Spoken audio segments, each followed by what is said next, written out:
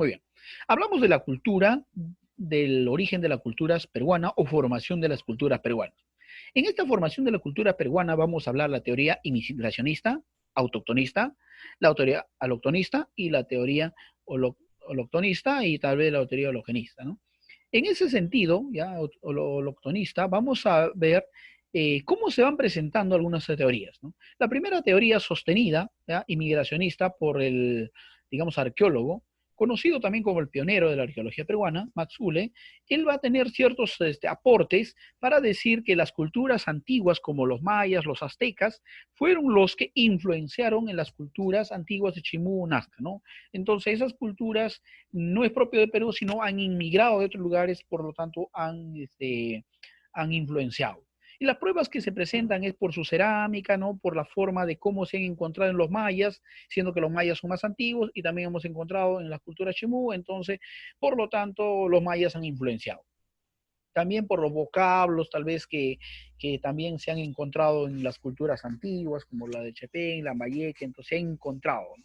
Entonces, posiblemente estos sean algunas pruebas que él va presentando para decir que la cultura maya y los aztecas han influenciado. Inmigracionista, inmigró, vino de otro lugar. Por otro lado, vemos la teoría autoctonista. La teoría autoctonista, sostenida por Julio César Tello, sostiene que la cultura matriz es la cultura chavín. De esa cultura matriz, finalmente, se difundió en todas las otras culturas peruanas que tenemos después.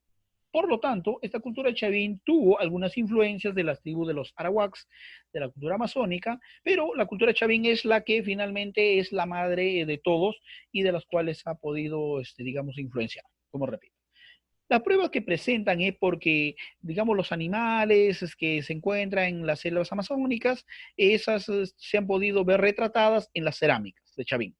Asimismo, también algunos cultivos selváticos como frijol, camote, yuca, ya han podido ver en los cultivos, digamos, de esta, digamos, costa, ¿no? Ya podemos ver también la parte de la Sierra Norte. Entonces, en la cultura chavín, para ser más exacto, ¿no? Hemos podido ver en la cultura chavín estos elementos. Por lo tanto, ya aunque ha tenido influencias, digamos, de estas tribus, pero chavín es la cultura matriz, autóctona, es propio de nosotros. Chavín, ¿no? De chavín es la, digamos, la que ha podido nacer. Por otro lado, tenemos la teoría autoctonista costera que no va a contradecir mucho, casi va a fortalecer, ya que Chavín es la cultura antigua, ¿no?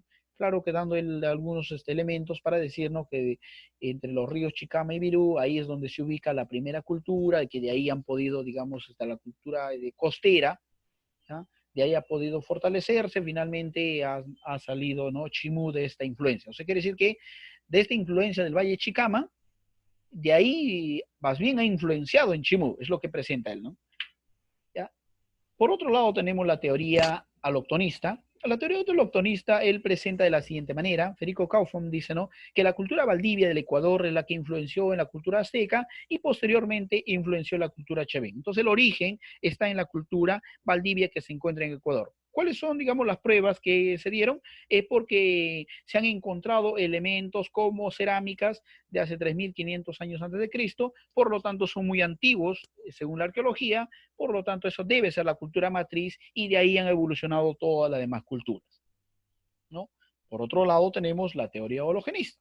La teoría hologenista es muy conocido por este gran hombre conocido como Luis Lumbreras. Luis Lumbreras hace un estudio un profundo, y entonces sus estudios profundos que él presenta, él dice, no, no necesariamente voy a decir cuál es, pero debe ser casi por donde está Chavín, por ahí se han desarrollado las primeras culturas, y de ahí se expandió a todos los lugares. ¿Pero cómo? Porque esta cultura no vamos a negar que debe haber recibido alguna influencia de, digamos, de algunas culturas, tal vez posiblemente los mayas, posiblemente los valdivias, ha recibido influencia de esa cultura de los mayas, no vamos a negar, dice. Pero también hay otros elementos que no se han encontrado en ninguna otra cultura, es propio de nosotros, ha evolucionado de nosotros. Por lo tanto, tenemos elementos propios y también algo que vino, entonces logró formarse con el tiempo nuestras culturas. ¿Ya? Entonces, los aportes externos que ha tenido es, por ejemplo, la cerámica, el maíz, que no era propio, sino hemos tenido influencia de afuera, pero también los otros elementos, ¿no?, de algunas cerámicas, otros más, que también lo hemos tenido propio de nosotros, ¿no?, que digamos han surgido. Pero la gran mayoría de cerámicas que se han visto es de influencia externa, ¿no?, que han migrado de otros lugares. ¿ya? Y nosotros tenemos, digamos, con nuestras raíces también. Entonces, así surgió, dice Luis Lumbreras, unas culturas ya denominadas al norte del Perú, de ahí, digamos, se extendió por la costa, por la Sierra Central y todo lo demás. Entonces, el origen está más o menos en los valles donde habla la cultura chavín, más o menos de por ahí, ¿no? Es lo que debe haber influenciado. Eso es lo que dice nuestro querido Luis Lumbreras.